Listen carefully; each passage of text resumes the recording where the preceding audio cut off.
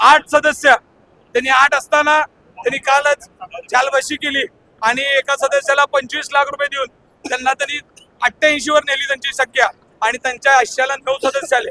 सभागृह नेत्यांनी लाईव्ह मध्ये सांगितलं, तुम्ही सगळ्यांनी बघितलं असेल की भारतीय जनता पार्टीचे 9 नावं मी जाहीर करतोय आणि नावं जाहीर करत असताना त्यांनी 7च नावं जाहीर केलेले आहेत. सगळ्यांकडचं रेकॉर्ड आहे, 7 नावं जाहीर केले आणि 2 नावं त्यांना करता आली नाही.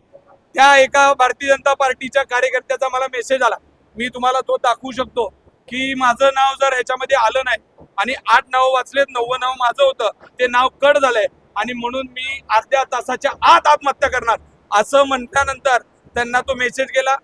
महापौरांना तो मेसेज टाकला, त्यांनी सभागृह नेत्याला मेसेज टाकला आणि मला सांगितलं की तुम्ही तर माझा आवाज म्हणून बोला सभागृहामध्ये. आणि जेव्हा मी बोललो तेव्हा त्यांना पळून जाण्याशिवाय कुठलाही पर्याय नव्हता.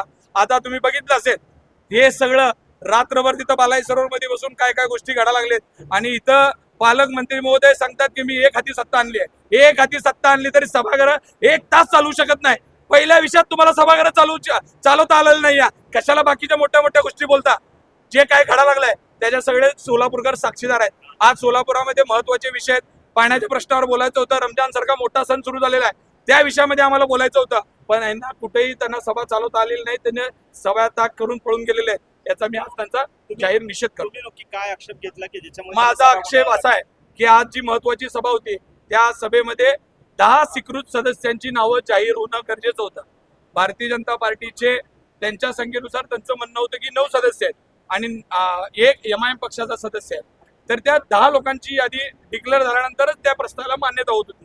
पण त्यांनी तसं न करता त्यांनी 7च लोकांची नावं डिक्लेअर केले. 2 लोकांची नावं आयत्या वेळेस इथं येस्तोवर कट केलेले आहेत असं सांगितलं जात आहे. काल रात्रीपर्यंत होतं, कोण म्हणतंय मला चंद्रकांत दादांनी माझं नाव दिलं, कोण म्हणतंय माझं नाव फडणवीस साहेबांनी दिलं, कोण म्हणतंय बावनकुळेंनी माझं नाव सुचवलं. पण तरी सुद्धा हे वरचे नेते फडणवीस साहेबांनी सुचवू द्या, बावनकुळे साहेबांनी सुचवू द्या, पण इथला छोटू आमदार आणि पालकमंत्री जोपर्यंत सुचवणार नाहीत तोपर्यंत तुमची कुणाचीही नावं कशातल्याही यादीत येणार नाहीत. आणि हे कळाल्यावरच एका कार्यकर्त्याने मेसेज दिला की मला आता आत्महत्या केल्याशिवाय कुठलाच पर्याय नाही. मागं तुम्ही बघितलं असेल एक रील मिळत होतं की मला तिकीट मिळालं नाही, मी मरतो. पण आता त्यांनी असं सांगितलं की मला मरण्याला तुम्ही जबाबदार आहे. भारतीय जनता पार्टीचे पालकमंत्री आणि इथला आमदार या सगळ्या गोष्टीला माझ्या आत्महत्येला कारणीभूत असेल, महापौर कारणीभूत असतील, अशी 3घांची नावं त्यांनी आत्महत्येच्या यादीमध्ये मला मेसेज टाकलाय की मी या 3 लोकांचं नाव घेऊन आत्महत्या करतोय. हा मेसेज जसा पळाला तसा ते पळाला. महापौर पळाले, महापौरांनी लगेच फोन केला, दादा मला मेसेज असा आलाय त्या सदस्याचा आणि पालकमंत्र्याचं नाव घेऊन तुमचं नाव घेऊन आत्महत्या करतो म्हणताय. म्हणल्यावर ते म्हणले अरे बंद कर सभा, पळ इथनं. पळ म्हणले की पळाले. आता हे सगळे बालाई चरोला जाऊन बसतील आणि तिथं करतील. नियम असा सांगतो ही सभा संपायच्या आत ती नावं त्या ह्याच्यावर 1 मताने असू द्या 2 मतांनी ते डिक्लेअर व्हायला पाहिजे होते. ते डिक्लेअर झालेले नाही आहेत. त्याच्यामुळं आजची बेकायदेशीर सभा आहे. आता आमच्या म्हणण्यानुसार ही 7च नावं फायनल आहेत. 9वं आणि 8वं आणि 9वं नाव जेव्हा येईल तर आम्ही त्यासाठी कोर्टात जाऊ. आता जी काही नावं आली होती जी वाचलीत सभागृहात तीच नावं आता शेवट नावं असतील आणि परिवहनची तर ह्यांना नावं करता आली नाहीत. मागच्या वर्षी सुद्धा तुम्हाला माहित आहे स्थायी समितीची नावं त्यांना करता आली नव्हती.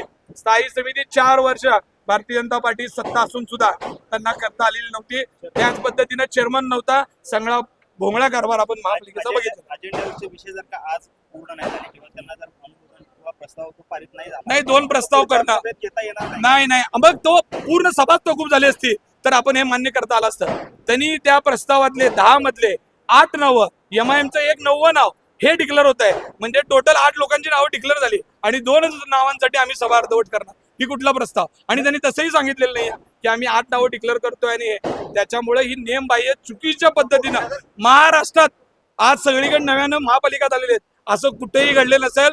मी फडणवीस साहेबांना विनंती करतो, शिस्तीचे नेते म्हणून तुम्हाला महाराष्ट्रात ओळखलं जात आहे.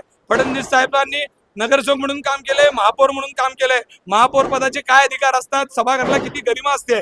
पण अशा पद्धतीनं हॉटेलला बसून जर तुम्ही सभागृह चालवत असाल, पालकमंत्री महोदय तुम्हाला हात जोडून विनंती आहे, तुम्ही जिल्ह्याचा कारभार करा. महापालिकेत अशा पद्धतीचा चुकीचा कारभार करण्याची परंपरा सोलापूरला मांडू नका. सोलापूरकर आधीच तुम्हाला त्रस्त झालेले आहेत. तुमची काय ढिशाव बंदूक मारण्याचे फोटो बघून सोलापूरकर ऑलरेडी त्रस्त असताना तुम्ही आता नवीन काय गोष्टी या सभागृहात करून आम्हाला सगळ्याला त्रास देण्याचं काम करू नका. एवढं सांगा. भारतीय जनता पार्टीनं त्यांचे 87 नगरसेवक आहेत, तरी त्यांना 88 करायचं होतं.